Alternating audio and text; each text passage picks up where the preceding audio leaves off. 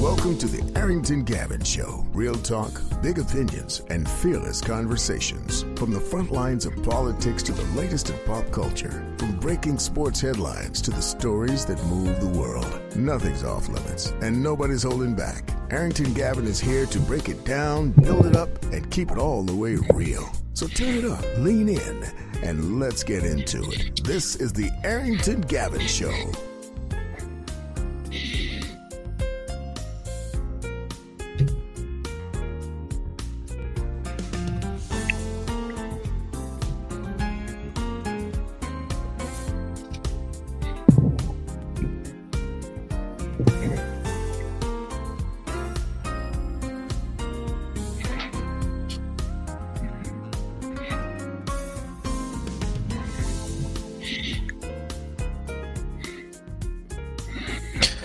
What is happening, my friends? What's happening? Welcome to another great episode of the Arrington Gavin Show, your go-to spot for sharp insights, bold opinions, and unfiltered takes on the biggest stories of the day, whether it's politics, sports, pop culture, or the latest buzz. Look, we're diving deep and keeping it real as always, so kick back, stay informed, and get ready to join the conversation. My friends, I hope you all are having a wonderful evening. It's so great to be chopping it up with you here on this great day.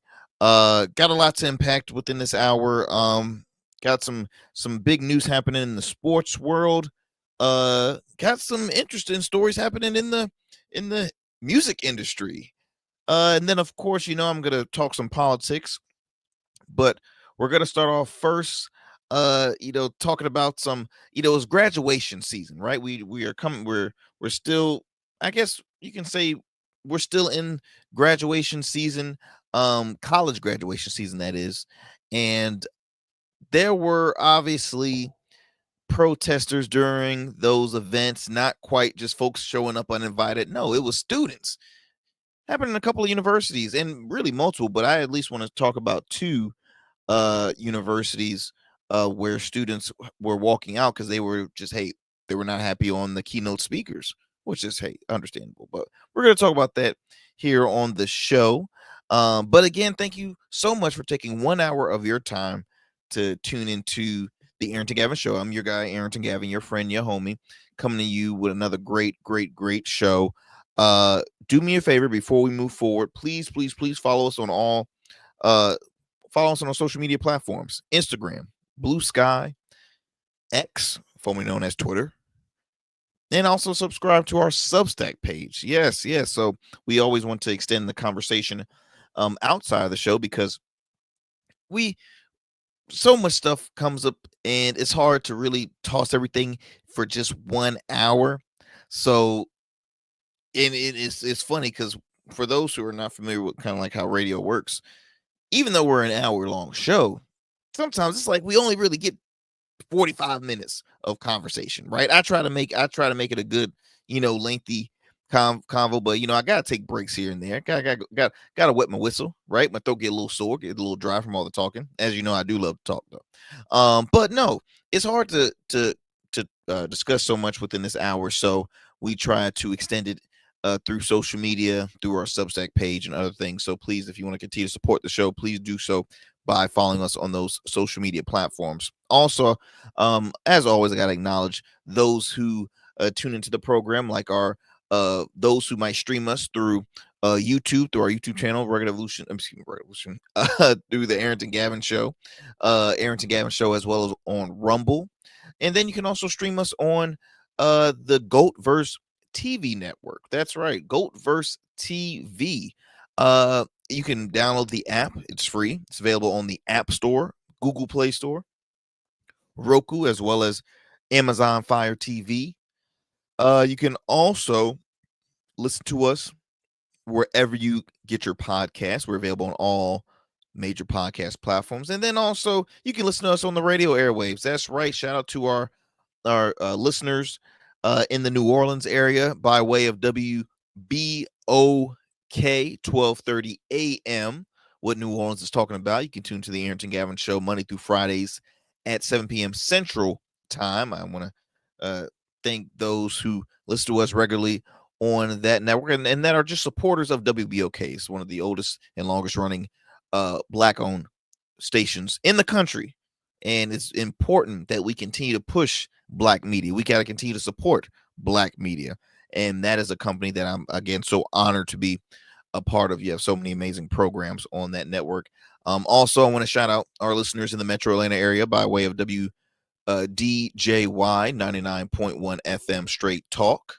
You can tune into the Arrington Gavin Show, let's see, Monday through Fridays at 11 p.m. Eastern Standard Time. So multiple ways, my friends, multiple ways that you can tune into the program. I appreciate it.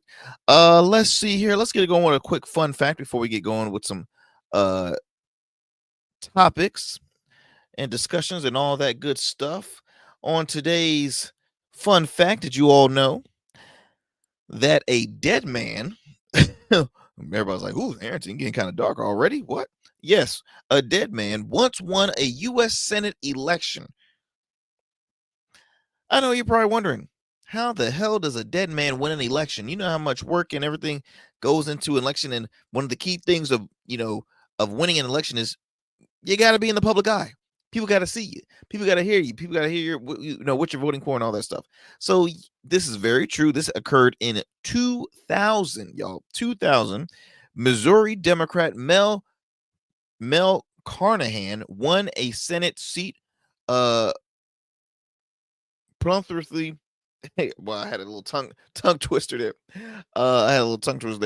He won a seat after dying in a plane crash 3 weeks before the election. Wow.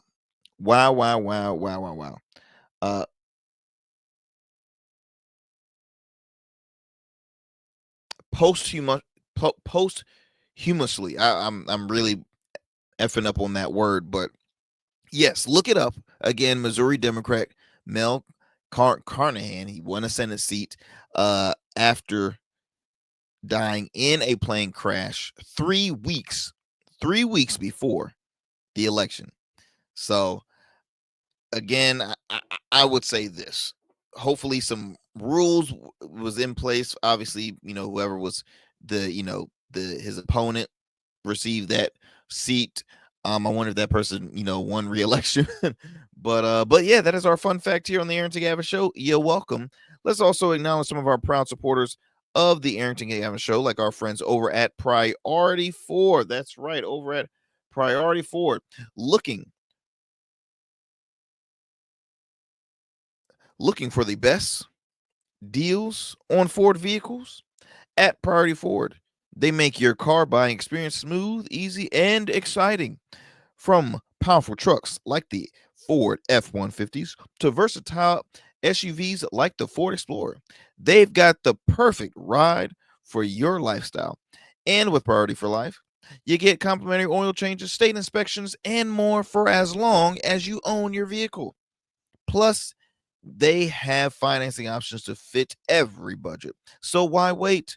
Go ahead now and visit Priority Ford by visiting online at PriorityFord.com. Your dream car is waiting. Priority Ford, where you always come first. I would like to thank Priority Ford for being such a proud supporter of the Arrington Gavin Show. Couldn't do it without them. And like the other great businesses that support the program, support the movement that we're doing here at the Arrington Gavin Show, we are growing each and every step of the way, my friends, and I couldn't do without the support of the these amazing businesses, as well as the support of you all, the listeners, the viewers that continue to tune in. Please continue to tune in, share with the friends, share with family. Look, we're working on some more things to keep y'all engaged and afloat with what we have going on here on the show. So again, I just want to truly thank you. Look, my friends, we're going to take a quick commercial break. When we come back, we have a lot more show for you here on the Arrington Gavin Show. Don't go anywhere. We'll be back after these commercial breaks. What's up, y'all? Welcome to And we still in traffic. Don't look familiar, do I? Not in this seat. Hey, what's that you listening to? Here to host today. Hey, turn it up. Yeah, this that new Goldverse app. I got you. So y'all want to know where the goats are? They're off on the sidelines. Looking for fresh, relevant content wherever you go? What was the name of that he said? Introducing GoatVerse TV. GoatVerse, that's what it's called. The free streaming app that brings you the best podcasts, current events, and thought-provoking opinions all in one place. Download it now from the Apple Store or Play Store. In Goats, we trust. Every man has a story to tell. Your ambitions, your achievements, your legacy. Your suit should reflect that story, crafted precisely, designed for impact, and tailored exclusively for you. We work with only the finest fabrics, luxurious wools, silk, linen, and blends from world-renowned mills in Italy, the UK, and India. These fabrics are the foundation of custom suits that exude elegance and stand the test of time. But a suit isn't just about fabric, it's about fit, and it's about confidence, and it all starts with you. When you work with me, you'll receive a personalized consultation, whether in person or over Zoom. Together we'll explore your vision and discuss your needs. And we're gonna bring your ideas to life. My journey as a designer includes apprenticing under New York-based designer Clavon Leonard, showcasing collections at New York Fashion Week, Algeria Fashion Week, and the prestigious Baltimore Met Gala. That experience is what we bring to every suit we create, from weddings to corporate events and everything in between. We specialize in crafting one-of-a-kind suits for life's most significant moments. Dapper Luke has been recognized as one of Baltimore's best menswear in 2023, and I was honored to be one of the 10 designers selected for the prestigious Baltimore Met Gala. With over 900 satisfied clients, we proudly serve Virginia Beach and Baltimore, bringing world-class designs to these incredible communities. We don't just make suits, we craft confidence. Your suit will fit your body, your style, and it will tell your story. Book your free online personal consultation today. Visit www.dapperluke.com. Become a man of distinction with Rugged Evolution Beard Care. Order our scented beard oils and beard balms to help you maintain and grow the perfect beard. Order today. Try our men's care products like the full body exfoliating cleansing bars, body wash, smooth stash, and more. Log on to our website or download our app to place your orders. Rugged Evolution Beard Care. We're your luxury but affordable men's care line. And remember, rugged is the new smooth. Hey, Dad, want to go for a walk? Well, that'll help me get my steps in for the day. Gotta stay healthy and strong. Bet you're healthier than me. I'd like to keep it that way. Doc says I need to walk 10,000 steps a day. How long is that? Don't know. How about you tell me a story instead of counting steps? I could tell you about the house my father and uncle built for us. That's a couple of thousand steps right there. Staying connected keeps you going strong. Learn ways to stay happy, active, and independent at cdc.gov/stillgoingstrong. Welcome back to the show. Welcome back, my friends, to the show. Well, let's get going with our first story here on the program. As I mentioned earlier, it was college graduation season, right? You witness your loved ones or cousins or relatives or friends, walking down that stage, receiving their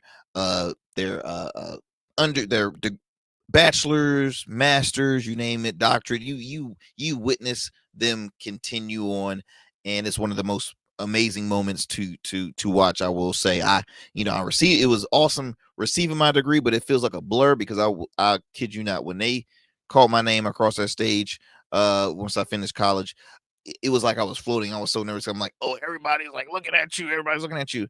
And then it's like once you witness a graduation, it's like it's a really, really proud moment to see, but not for some. So recently, the Homeland Security Secretary Kristi Noem, who's also a former South Dakota governor, recently received collected her doctorate at South Dakota University. Now, the funny thing is, she faced angry protesters as she collects the doctorate. Now, I believe she must have been a keynote speaker.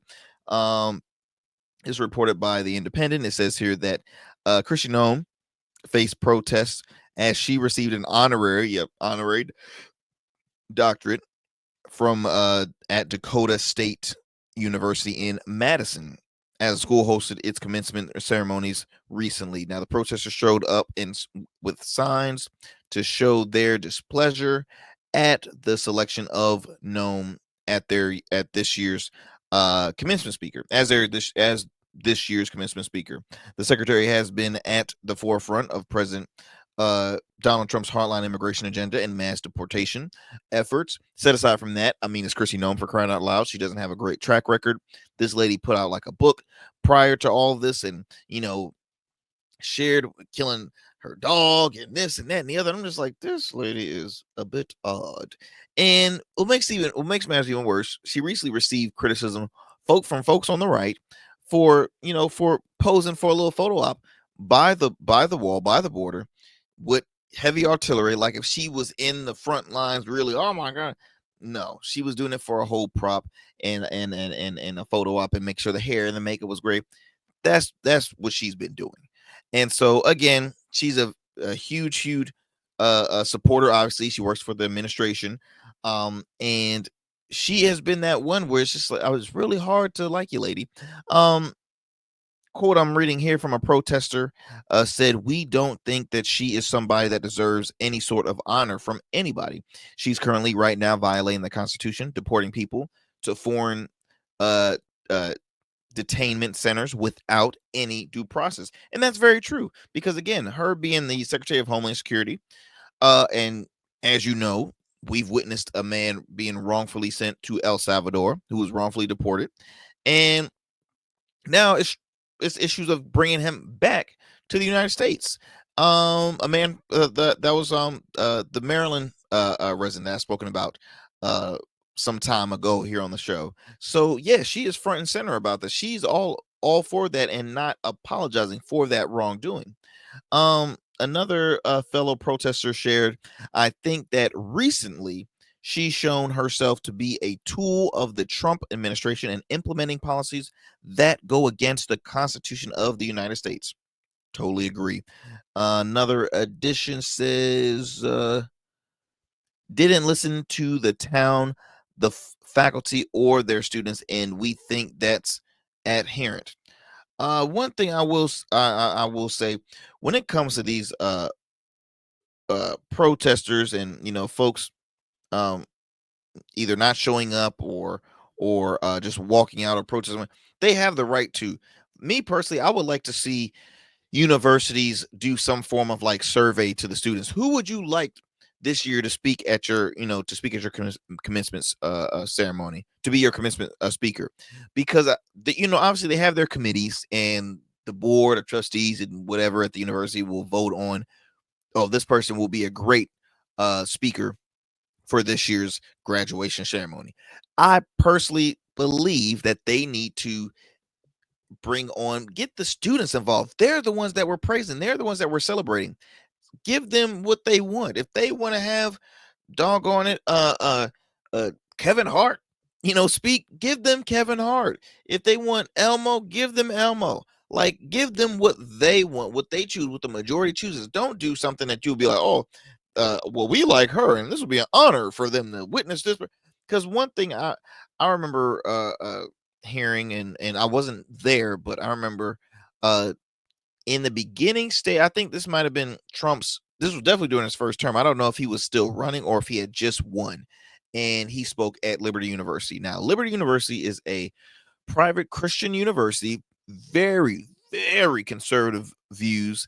It was founded by Jerry Falwell, senior, and then his son was president for some years, and then he got basically sent out because it was some nastiness going on with him and his wife, and they just it was some issues happening that forced him to resign. But one thing I remember, and I was close to going to Liberty University, because I went to a private Christian school from basically elementary through high school. Liberty University was like the mecca of like, oh my gosh, if you go there, you will be somebody. And look, they had the funds, they had the money, they had the resources. They literally called the mountain that it was on Falwell Mountain, because he built that university and made Lynchburg, Virginia, really lucrative, because they had that university there. I wanted to go. It was awesome. It was this, that. They had a great communications program. They had great sports. It was awesome all the way around. But one thing I've noticed is like they praised on only bringing on Republican figures. They brought people like Kirk. What's the guy from was it Growing Pains? Kirk Cameron, right? far right. They had Glenn Beck. They had Chuck Norris. They had Mike Huckabee. They had Donald Trump. I mean, the list goes on and on and on. And so I'm like, no, that's not. And there was so many rules. I'm like, that's not my kind of play, my kind of cup of tea. I doubt it that they have protests. They probably do, but I mean, I doubt it that they have a lot of protesters at the university. But going back to this story here, during the ceremony, it says here Dakota State University President Jose Marie Griffith said that the South Dakota Governor Noem was always ready to listen to our proposals as insightful questions to learn more about our plans and was eager to move forward to support those initiatives. Some students chose not to participate in the ceremony. One individual, I think Max Lurchin, who graduated with a master's in business administration, was one of those who took part after considering protesting, as he disagreed with the selection of Noem from the get-go. His words, he said, "This is a degree that I've worked hard for and many others have worked hard. While I support the decision of those to not participate and I respect them for using their voices that way, I did not want to give Secretary Noem the power over me making decisions regarding my accomplishment and my day, and I am very happy to see many others make that same choice as well." Class act. Don't ever let the enemy think that they're winning over you, because here's the thing. Folks are going to talk bad about you. Folks are going to call you names. Folks are going to want to provoke you to do something stupid. And not calling this walkout stupid, but again, your family came to witness you receive your degree and all your hard work that you've done. And then you walk out and then it's like, wow, a wasted trip, or maybe even you had a holdup of you receiving your degree. Because universities has done that. They have kept their degrees and say, okay, look, if you make a mockery, if you do something that's against our protocol, we're going to keep your degree and you're not going to walk across the street. Yeah, they might mail it to you, whatever, but you're not going to receive. You're not going to walk across the stage. Why do that? Why do that? Now, for me, it will be better if the whole class, because but it's rare where you see the majority do so. But another story. I want to continue this conversation. So that was about Kristi Noem. Now let me take it to my home state of Virginia, at one of the most prominent liberal arts schools in the country, that is Virginia Commonwealth University. Now, they recently had a walkout, which was funny because if I'm not mistaken, I could have sworn that the governor, Glenn Youngkin, had spoken at this university before, and they did the same thing. Like, I felt like this was a bit deja vu. Let me go ahead and share this for those who are watching. I'm gonna share this clip. Maybe you can hear a little bit of it. Friends, Graham Nation, graduates, what a distinct privilege it is to join you this morning to honor and congratulate the class of 2024. I could not think of a better day to celebrate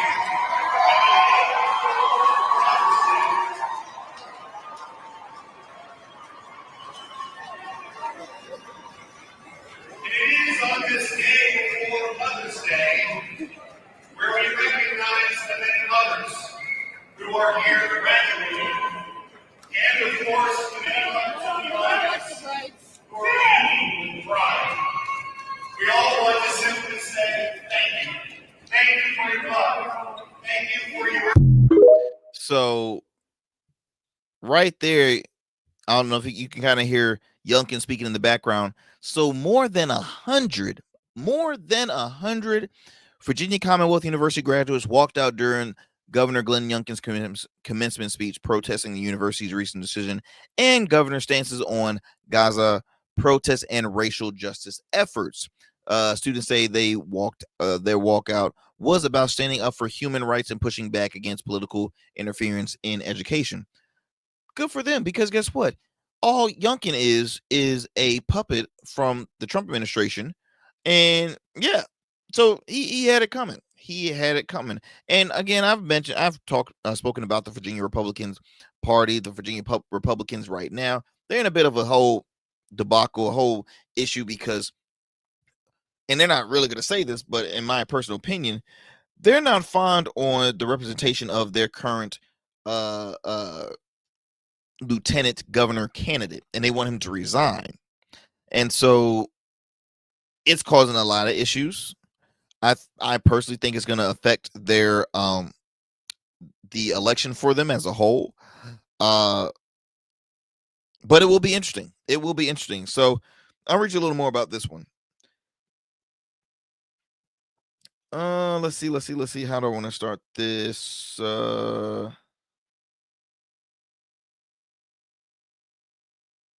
Okay.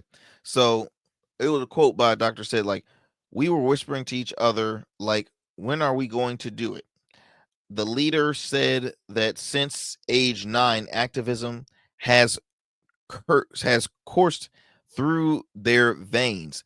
If I didn't do this, I would be very upset with myself, Dr. Callhill said. Without looking back, Callhill, alongside more than an estimate of 100 other graduates, rejected the governor's words and walked out directly out of the ceremony. When I stood up and turned around and I saw all those people standing up, I became emotional. I was very overwhelmed with the emotion. And it must be because you see folks that are in agreeing with you. And I mentioned before, VCU, a very liberal art school, very liberal. Just I feel like their direction has always been mostly liberal, especially you're in Richmond, a blue city. Virginia itself is, I believe, I want to say blue, but there's been said it's been purple. Even though we have a Republican governor and a Republican lieutenant governor, Republican attorney general, but the House and the Senate is Democratic. Its majority is Democrat. Says here, protesters marched down the streets of Richmond to further share their message. This act of protest wasn't unexpected. The university controversial selection of prominent Republican political leader like Governor Youngkin to speak at a non-political event like graduation sparked discourse from day one, but it wasn't the only catalyst. Students challenged a stream of recent decisions made by the university. Says here, using its mass communications network to call the peaceful protest for ceasefire peace in Gaza.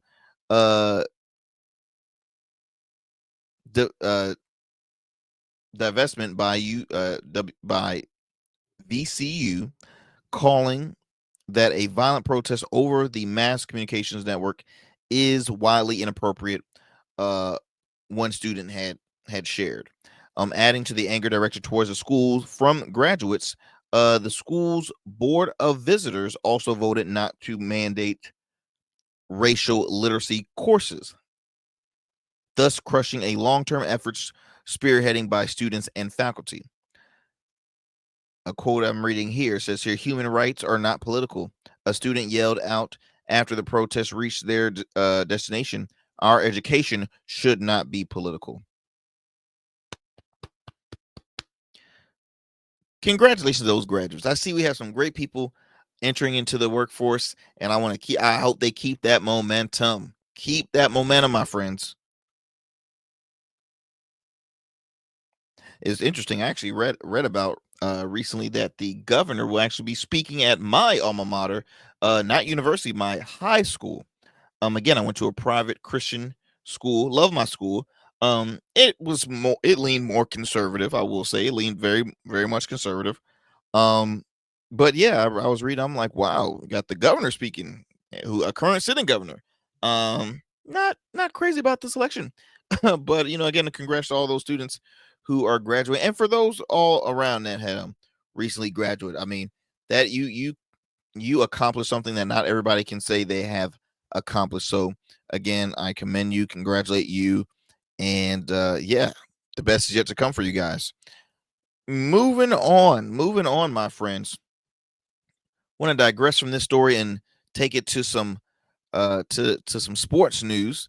It was announced recently that NBA legend Michael Jordan will be joining the NBC for a part of their NBA broadcast team. And I'm just like, whoa, this is something that you haven't heard or seen in forever. I'm like, first of all, the man's a billionaire. What does he need? What does he need to do? Contribute, analyst work or be a contributor for anything. I mean, it must be for about 10 minutes. Like what is he doing here? If I had this kind of money, I mean, I'll do it for the hell of it, but I'd rather just start my, do what I'm doing now. I'm having fun doing this. Anyways, let me continue this. It says here that the NBA is finally coming back to NBC, and the league coverage is bringing one of the greatest to ever play the game. Along with them, you thought it was cool getting round ball rock back. Well, how about getting MJ back for some revived NBA on NBC action? They say here that Chicago Bulls legend has signed on to join the NBA on NBC team as a special contributor, meaning he gonna come when he want to, but they paying him a buku load of money. Okay, that man gonna come to speak for maybe 5 minutes. Gonna come up there smoking a cigar, at his home. He now gonna come in studio. He gonna have his own terms. Says here that as part of the NBC sports coverage of the league during the 2025-2026 season. Just to kind of go back on one of the greatest, probably the greatest, arguably the greatest player to ever play the game of basketball, played 15 seasons in the NBA between 1984 and 2003, winning not one, not two, but six NBA championships with the Chicago Bulls. He won 6 NBA Final MVP awards, 5 NBA regular season MVP awards, was a 14-time NBA All-Star. 14. That man made an All-Star every flipping year except for one. 10 had 10 NBA scoring titles and was named to the NBA's all defensive first team 9 times. He remains the all-time NBA career points per game leader with 30.1. Was selected in the Naismith Basketball Hall of Fame in 2009 and is a 2-time Olympic gold medalist with Team USA. The man just stays winning. He's also become a cultural icon, obviously, for the era, starring in Space Jam, inspired an entire generation of young basketball fans. He said, I'm excited to see the NBA back on NBC. The NBA and NBC was a meaningful part of my career, and I'm excited to be a part as a special contributor to the project. I'm looking forward to seeing you all when the NBA on NBC launches this October. Now, everybody's asking, okay, special contributor, what exactly is his role going to be like? Says here that, let's see. NBC and Peacocks as part of a massive $11 million deal. Let's see. You're not giving me any info, people.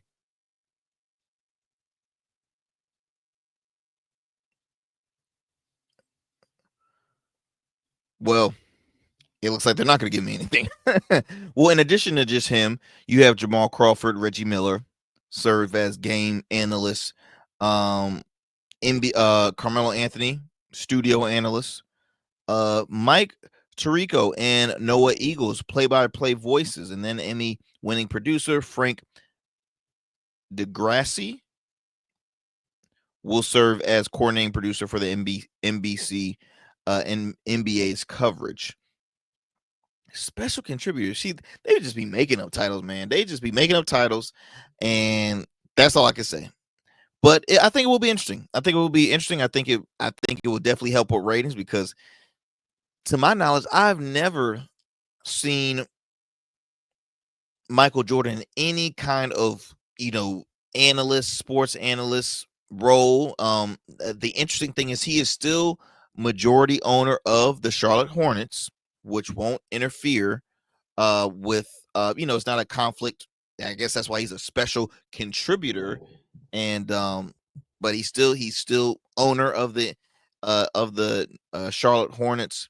He owns he got a NASCAR team or NASCAR company that he owns or team that he owns. So he's just killing the game right now. That's all I can say. He's just killing the game. But that's what he does. He's MJ, for crying out loud.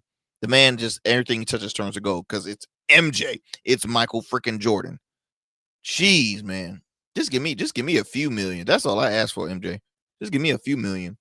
Okay, my friends. Look, we're gonna take a quick breather. We'll be back with more here on the Arrington Gavin Show. Please do not go anywhere. We got a lot more show for you here on the program. So we'll be right back after these commercial breaks. Jazera Learning Institute, LLC, is a hybrid learning center that strives to educate adults and children in all fields. During the day, we offer programs that are focused on developing students from pre-K to 12th grade, which includes tutoring, homeschool co-op, an after-school program, SAT, ACT prep, and many more engaging academic programs. Our adult education programs include workforce trainings, GED prep, life coaching, various seminars, and many more. Our vision is to train and educate in a positive way that will lead to a positive change in the world, one person at a time.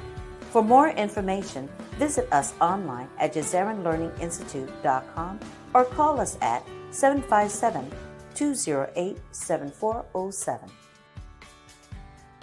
Let me tell you something most people get wrong about suits. A suit isn't just about you wearing it. It's how you show the world who you are. It's your handshake before you say a word, your presence when you step into any room. That's why we design statements at Dapper Luke. We don't just make suits. We'll start with the fabrics that tell your story, luxurious wools, silk, linen, and blends sourced from the finest mills in Italy, the UK, and India. Then we'll combine that with your vision, your personality, and your style. Every detail is tailored to you, from the fit to the finish. Whether for your wedding, a gala, the boardroom, we specialize in creating custom suits that are unique, just like the men who wear them. We spent years perfecting this craft, apprenticing under designers in New York and showcasing collections in New York and for Baltimore Fashion Week. None of that matters as much as seeing the look on your face when you try on your custom suit. Over 900 clients have already trusted us to deliver the best custom suits. They trust me to deliver the confidence. We proudly serve Virginia Beach and Baltimore and would be honored to bring your vision to life next. Let's create something unforgettable. Book your free consultation today at www.dapperluke.com. All right, my friends, welcome back to the show. Welcome back. Next up here, hip-hop artist Bobby Shmurda speaks out after his tour recently was canceled. Booking agent claims only 10 tickets were sold per city. 10 tickets. 10. I tell you, if you want to bring my self-esteem down, tell me that I am a multi-time talented, popular artist, and I've only sold 10 tickets out of a stadium that can hold probably 30,000. Like, that will definitely just I'm gonna go in a corner right now and cry. So when I heard about this, I was like, damn, 10 tickets? Is this a joke? Because I really wasn't gonna. I'm careful on stories that I share because there's so much crap that goes across, our in front of our faces, whether it's social media or in the news. And I'm like, okay, people are really quick to report this and without reading stuff in context. So I'm like, well, I'm not gonna talk about this because this is obviously a joke. Continue to hear more about. I'm like, oh, this really happened. So one guy, name is Ray Daniels, if I'm not mistaken. Ray Daniels. He's an exec that works in the music industry. He kind of gave his 2 cents on why this had occurred. Now, this is his point. He says festivals have killed touring for artists. I repeat, he said festivals, music festivals like a Coachella or I don't know what are some other music festivals, Essence festivals, all the other festivals. I'm not too familiar with Warped Tour and all the other stuff. Do they still do Warped Tour? I don't know, but I'm just I don't know too many festivals. He said that music festivals are killing, have killed touring for artists. Now I want to call BS on that because last thing I checked, people are still touring. All right, and they're still selling tickets. Literally, I saw a video of Gladys Knight at 80 years old. She's on tour. It was announced that her, Patti LaBelle. See, when you so famous like Patti LaBelle, you just say Patti. You already know what we talk about. Gladys Knight, Patti, Stephanie Mills, and Shaka Khan are going on tour. That's gonna sell. Hell, Smokey Robinson's Old Tales torn.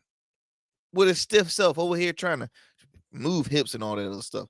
He's torn. Look, folks are torn, so please do spare me that. Oh, well, I blame the festivals because they really killing. No. Now, would it be a good argument to bring up? Possibly, because you have some music festivals that might be like, for me, I've only been to one, and that was Something in the Water. Something in the Water that was founded by Pharrell Williams. I support a hometown guy. It was big for the Hampton Roads area, right? And so I think, how much did I spend on Something in the Water? I think those tickets went from like $225 to, maybe depending on what you got, $225, $250 to, like, I'll just say $400. Maybe a little less. No, I'll say $400. But you're getting a 3-day festival show. I'm talking like 25 artists per day, which, you go to see Chris Brown alone, you paying like over $200 for a concert. Look at Beyonce, how much her tickets cost. Taylor Swift, all these artists. So it pays to, you get most, you get, what's the word I'm looking for? You get your money's worth by going to festivals. But again, I don't use that as an excuse. I don't use that to agree with this guy, because I do believe that maybe is it just the artist, or the fact that we're hard times right now. Okay, people can care less about spending big money on a concert.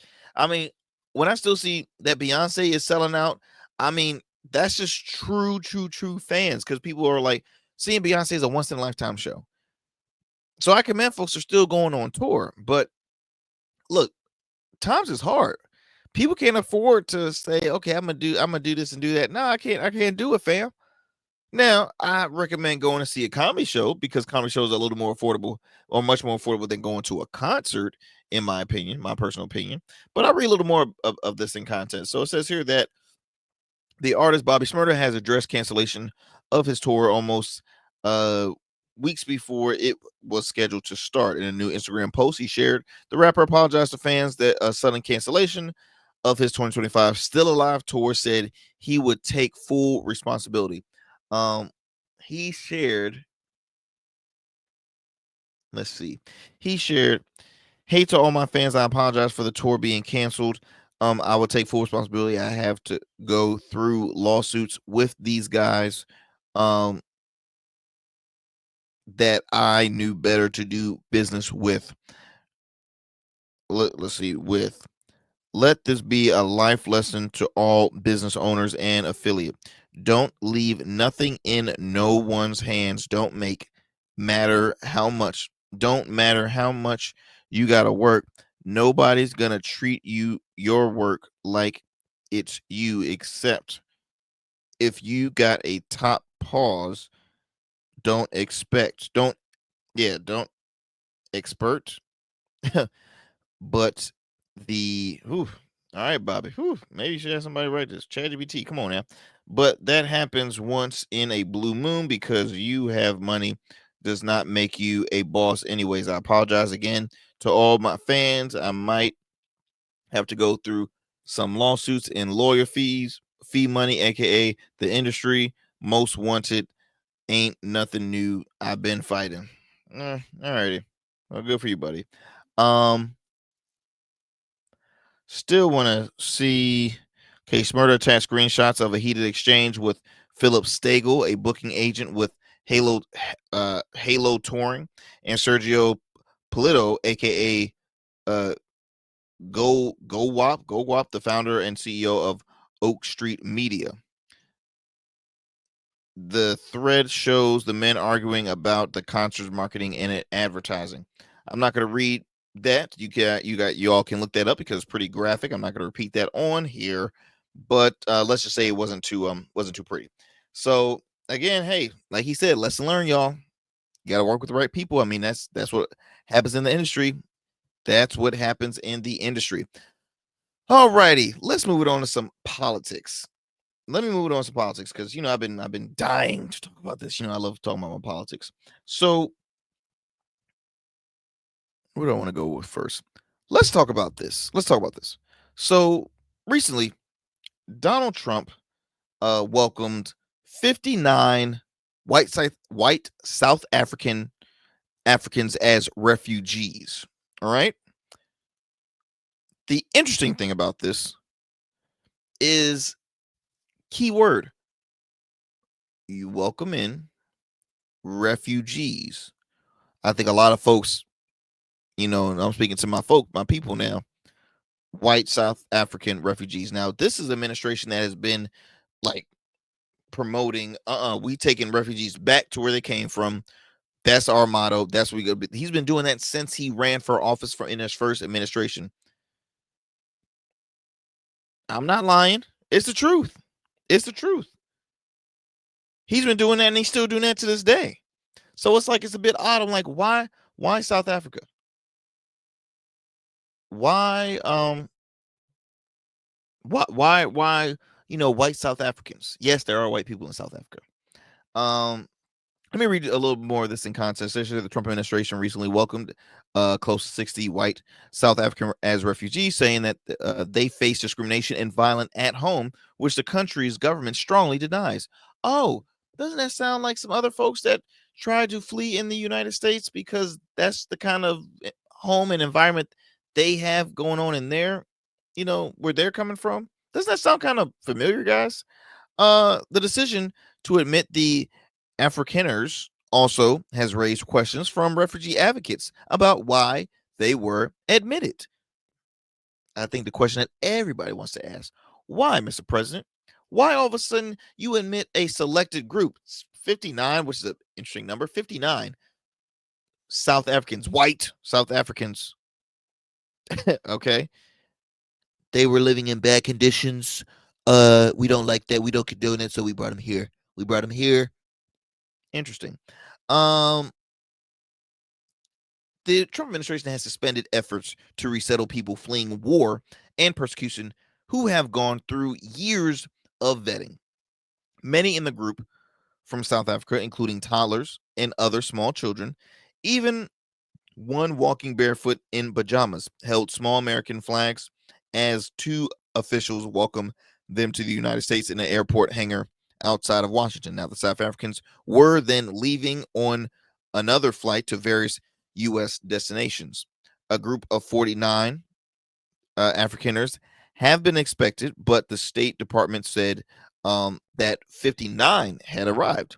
A quote here from the Deputy Secretary of State, Christopher Landu: "I want you all to know that you are really welcome here and that we respect what you have had to deal with these last few years." Now, let me just, again, little lesson here on what a refugee is, because see, I'm a little slow. It's been a while since I've been in college. I gotta go back on some things. Let's see here. So it says here, here's a definition. A refugee is a person who has been forced to flee their home country because of persecution, war, violence, or fear of persecution due to their race, religion, nationality, political opinion, or membership in a particular social group. Guys, my head is scratching here. My head is scratching here. Because I'm like, why all of a sudden now is this? And here's another thing. Here's another thing, guys. You know who else from South Africa? Elon Musk. Remember that guy? Remember that the guy who happens to be the richest man in the world? Does that ring any bells? Does that ring any bells? All right.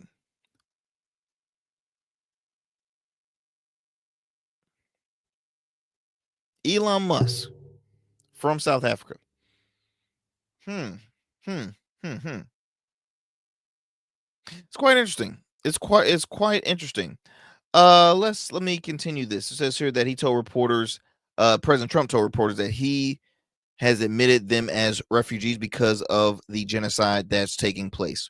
He said in a post South Africa white farmers are being killed, and he plans to address the issues with South Africa leadership soon. What I just this stuff right here continues to put him in a why people talk about him and why they think certain things about this guy. And I'm talking about this guy being Donald Trump. The characterization has been strongly disputed by South African government experts and even this African group AfriForum, which says farm attacks are not being taken seriously by the government. South African government says the U.S. Allegations that the white minority Afrikaners are being persecuted are completely false and an inaccurate view on the country. It cites that the fact that Afrikaners are among the richest and most successful people in the country. Now, look, that's a he say she say kind of thing. I don't know what's going on in South Africa. All I can tell you is that Elon Musk from South Africa. They're saying that the minority white South Africans are the minorities in their country. So it's like Trump says, "Up, well, let's bring them here."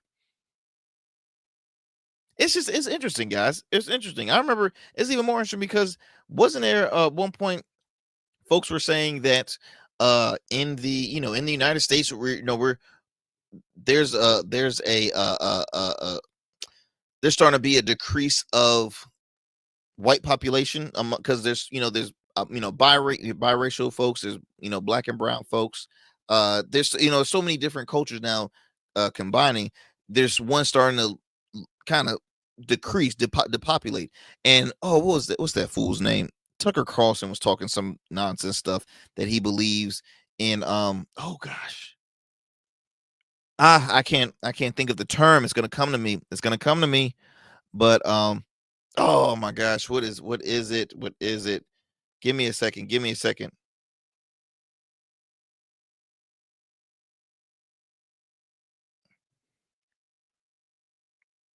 Uh, hmm.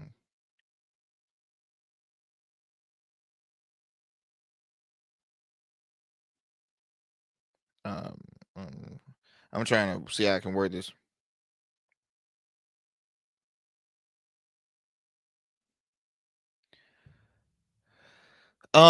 I just think it's very interesting. Let's see. Tucker Carlson calls it. He believes in something called the Great Replacement theory. Again, strange, far right. That's what's happening in that far right movement. But going back to this, I think this is very this is hypocrisy at its finest. It really is. And I mean, it's not even hypocrisy. Hey, he is explaining who he really is. He's explaining what again. I'm just curious. And look, I have nothing against these folks who are being brought into the United States. If they're living in an awful situation back at home, now obviously their government is saying otherwise, but most government will say that, saying, "Oh, they're being treated." So I'm not really believing what their government says. But if those folks are really in a bad state, then hey, look, bring them on here. Bring them on here. Everybody should have a place. Everybody should have an opportunity to start new, to move into a much better, safer place for for their family, for their loved ones, and all that good stuff.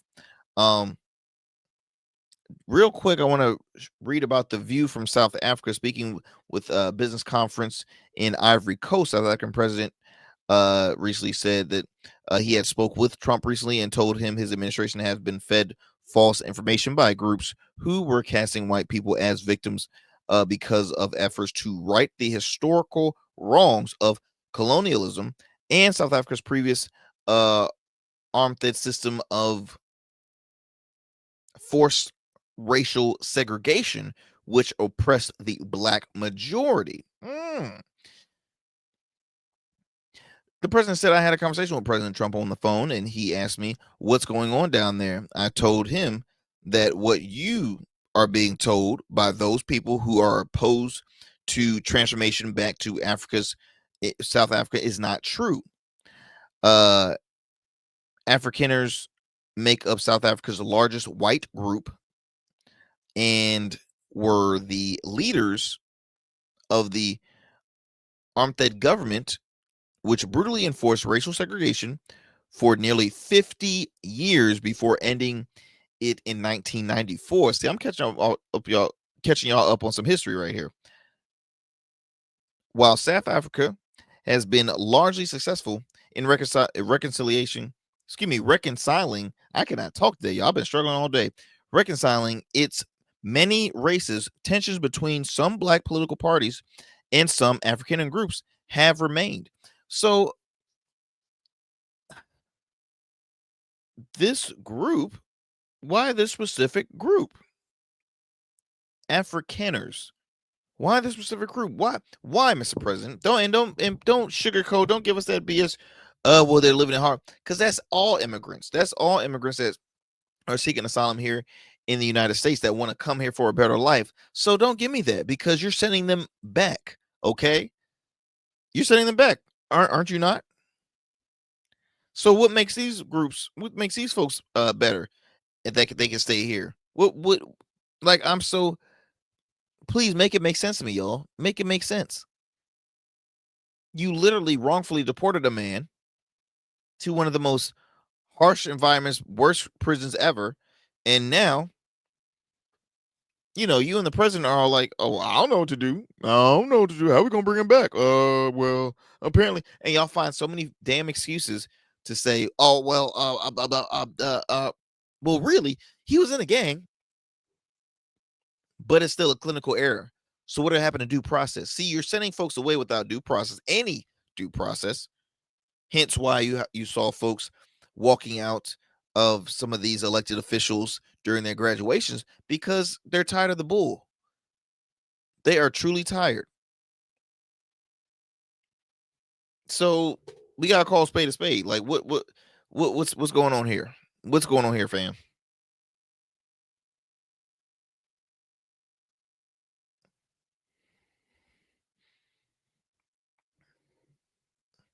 Says here the Trump administration says that those white Afrikaners are being targeted. Kind of like how they feel here about the whole DEI thing, because they think DEI is only hurting one population. They think speaking about Black history in schools is hurting one group, one race of folks, and y'all can take a guess at who they're hurting. And it's not hurting. It's not hurting at all. African American history is American history. So teach it all, the good and the bad. Teach it all is what I say.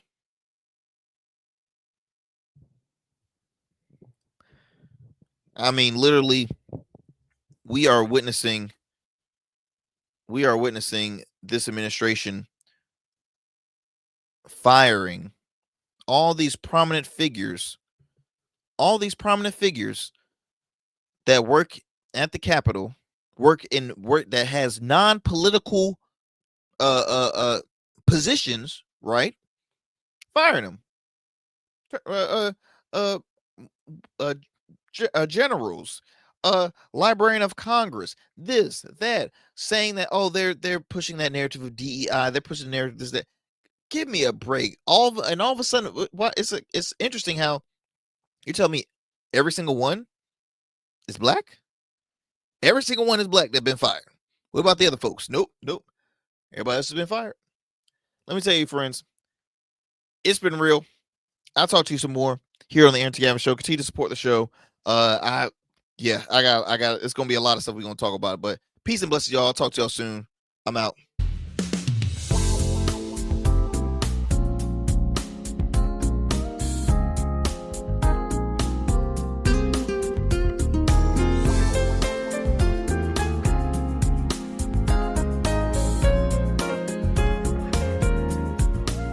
That's it for tonight on the Arrington Gavin Show. Thanks for tapping in and keeping the conversation alive. Don't forget, stay connected with us on all platforms. Follow at Arrington Gavin on Instagram, Blue Sky, and X, and subscribe to the official Substack for exclusive takes and deep dives you won't get anywhere else. We're here every weeknight, same time, same energy, same real talk. Until next time, stay bold, stay sharp, and stay true. That's what we do on the Arrington Gavin Show. Peace.